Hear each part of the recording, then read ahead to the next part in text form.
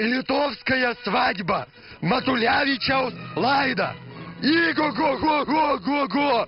Nusižvengė bėrasai žirgelis, žinomas plėvėsa, Pėdikas Iblidūnas, Arvydas Čikanovič, nusprendė susirasti savo gyvenimą traukę. Į pagalbą šalmis pasikvietė abejotinas reputacijas alkoholikų į milagių šoblą. Susėdė į kaimiečių vežečias, jaunikis asebrai nudūmė jaunosios ieškoti. Slėpkite savo vaikus. Šikanovičius vėl aukas ieško. Nuvilnijo per Vilnių pavojaus signalas. Tačiau nebachuriuko šį kartą Arvydas ieško. Šiandien jo naujoji auka dėl maskirovkės yra suaugusi boba Audronė Fiodorovaitė.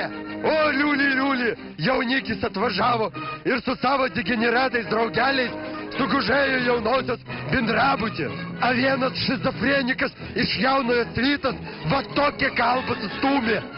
Stojom ir važiavom dieną ir naktį ir dieną, nuo saulėlydžio iki saulėlydžio. Atsidosiu savo dukrelę už 30 rublių. Porina jos tėvas Michailas Jofė.